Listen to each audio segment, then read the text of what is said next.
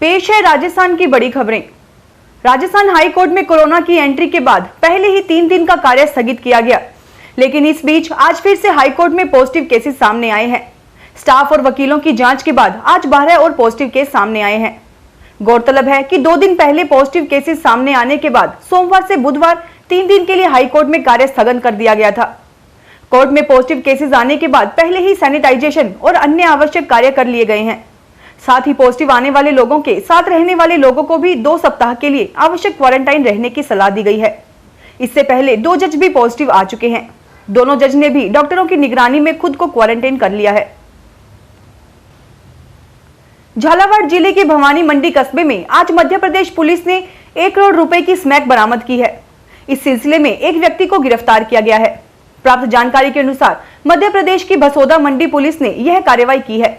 Police ने भवानी मंडी के मध्य प्रदेश में पड़ते हिस्से में पोस्ट ऑफिस के पास मोतीचंद नामक एक आरोपी को गिरफ्तार किया है। उससे 1 करोड़ रुपए मूल्य की स्मैक बरामद हुई है। कोटा के मुकंदरा हिल्स टाइगर रिजर्व से मंगलवार को एक बुरी खबर आई है। MT2 बाघिन के शावक ने आखिरकार दम तोड़ दिया। बाघिन 3 अगस्त को मृत पाई गई थी और तभी से उसके इस 5 माह के शावक का इलाज चल रहा था। बाघ MT1 के साथ संघर्ष के दौरान बाघिन की मौत हो गई थी। 1 जून को पहली बार यह बाघिन अपने 2 शावकों के साथ नजर आई थी। मुकुंदरा से 23 जुलाई से अभी तक यानी 23 दिन के अंतराल में बाघ परिवार में यह तीसरी मौत है। वहीं अभी 2 शावक लापता हैं। एक इसी बाघिन का शावक तथा दूसरी MT4 बाघिन का शावक भी अभी तक नहीं मिला है।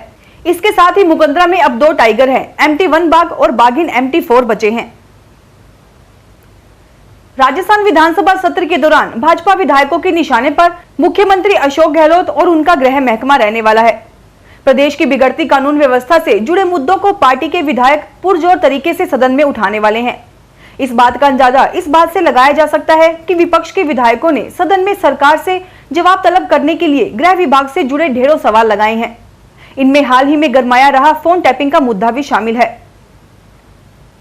राजस्थान में मंगलवार को कोरोना के 694 मामले सामने आए हैं।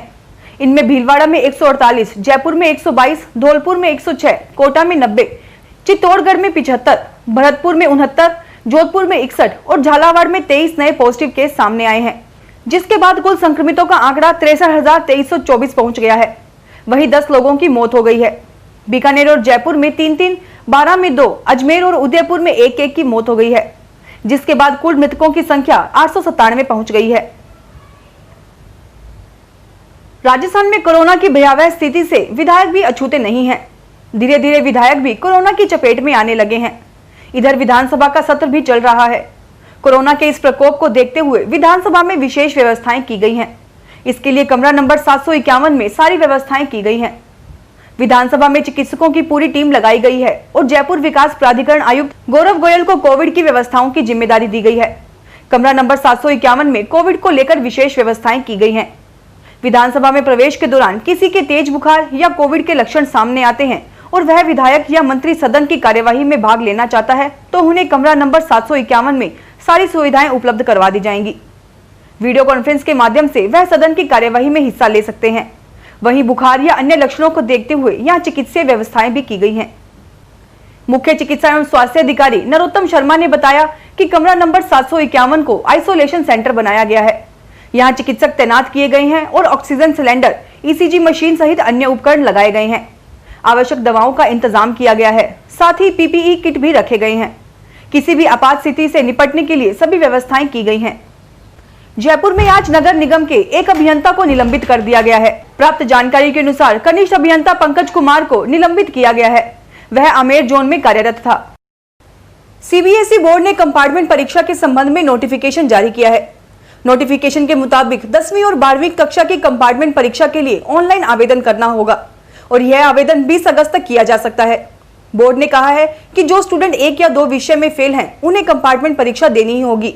CBSE की 10वीं में 2 विषय तक और 12वीं में 1 विषय में फेल छात्र ही कंपार्टमेंटल परीक्षा में शामिल होंगे। भारत निर्वाचन आयोग ने मतदाता सूची संक्षिप्त पुनरीक्षण का कार्यक्रम शुरू कर दिया है। इसके तहत 18 वर्ष के मतदाता अपना नाम जुड़वा सकते हैं। वहीं जुड़े नामों में संशोधन, दावे, आपत्ति जैसे काम भी इस दौरान होंगे। 10 अगस्त से शुरू हुआ यह कार्यक्रम 15 जनवरी को मतदाता सूची के अंतिम प्रकाशन के साथ पूरा होगा। संघ लोक सेवा आयोग ने 2020-21 में आयोजित होने वाली भर्ती परीक्षा का कार्यक्रम जारी कर दिया है। कैलेंडर के अनुसार अगले साल होने वाली संयुक्त भूवैज्ञानिक परीक्षा 2021 के लिए नोटिफिकेशन 7 अक्टूबर को जारी किया जाएगा, जबकि सीडीएस परीक्षा 2021 और CISFAC 2021 के लिए नोटिफिकेशन क्रमशः 29 अक्टूबर और 2 दिसंबर को जारी किए जाएंगे। इसके बाद यूपीएससी 30 दिसंबर को NDA और NA परीक्षा के लिए नोटिफिकेशन जारी करेगा। राजस्थान के मुख्य सचिव राजीव स्वरूप को बदला जाएगा या फिर उन्हें एक्सटेंशन देकर उनका कार्यकाल बढ़ाया जाएगा, इसकी चर्चा इन दिनों नौकरशाही के गलियारों में खूब हो रही है। 1985 बैच के IAS अधिकारी राजीव स्वरूप का कार्यकाल 8 अक्टूबर 2020 तक ही है, जो कि उनके रिटायरमेंट की तारीख भी है। ऐसे में नौकरशाहों के बीच मुख्य सचिव राजीव स्वरूप को लेकर चर्चाओं का दौर है। मुख्य सचिव पद पर राजीव स्वरूप की तैनाती 2 जुलाई 2020 को हुई थी। DB गुप्ता को हटाकर CM गहलोत ने राजीव स्वरूप को राज्य का मुख्य सचिव नियुक्त किया था, जबकि उनके रिटायरमेंट में महज 3 माह की समय शेष था। राजस्थान के उदयपुर के गोकुल विलेज इलाके में निर्माणाधीन मकान में निर्मा नाम की महिला की हत्या के मामले का पुलिस ने महज 12 घंटे में ही खुलासा कर दिया। सवीना थाना पुलिस ने मामले में कार्रवाई करते हुए हत्या के आरोप में निर्माणाधीन मकान में ही रहने वाले मृतका के पति मुकेश के साथी करण को गिरफ्तार किया है। पुलिस करण से पूछताछ कर रही है।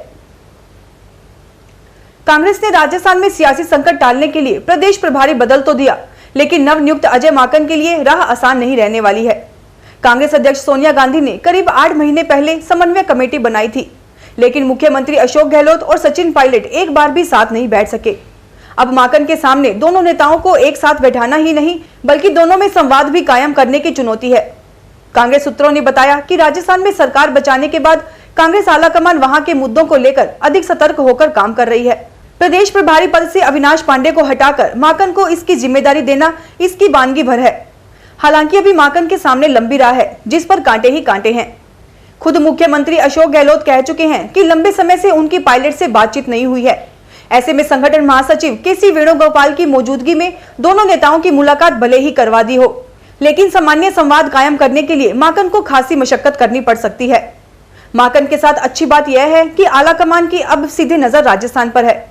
इसके अलावा उनके साथ वरिष्ठ नेता अहमद पटेल और वेणुगोपाल भी उनको लगातार सलाह देते रहेंगे। सरकारी तेल कंपनियों ने लगातार तीसरे दिन पेट्रोल के दाम में बढ़ोतरी की है, वहीं डीजल के दाम स्थिर हैं। मंगलवार को राजधानी में पेट्रोल के दाम 15 पैसे चढ़कर 88.03 रुपए प्रति लीटर हो गए। डीजल के भाव 82.62 रुपए प्रति लीटर पर पड़े रहे। राजस्थान राज्य पथ परिवहन निगम की बसों की ओर यात्रियों का ध्यान आकर्षित करने के लिए धौलपुर डिपो में मुख्यालय के निर्देश पर ABCD योजना के तहत बसों की साफ सफाई व मरम्मत का कार्य शुरू हो गया। इस योजना के तहत विभिन्न मार्गों पर संचालित बसें अब नई बसें जैसी ही नजर आएंगी। उल्लेखनीय है कि रोडवेज मुख्यालय की ओर से अपनी बस केयर डे योजना के तहत धौलपुर डिपो की ओर से संचालित सभी बसों की मरम्मत का कार्य किया जाएगा। इसके तहत बसों की सीटों की मरम्मत व टूट-फूट खिड़कियों के कांच, बसों पर लगे पोस्टर, बसों में पेंट, इलेक्ट्रिक फिटिंग, इंजन मरम्मत आदि का कार्य किया जा रहा है। फिलहाल इस बुलेटिन में इतना ही, फिर हाजिर होंगे और बड़ी खबरों के साथ। SBT न्यूज के वीडियो देखने के लिए हमारे चैनल को सब्सक्राइब करें और नोटिफिकेशन पाने के लिए बेल आइकन पर क्लिक करें। धन्यवाद।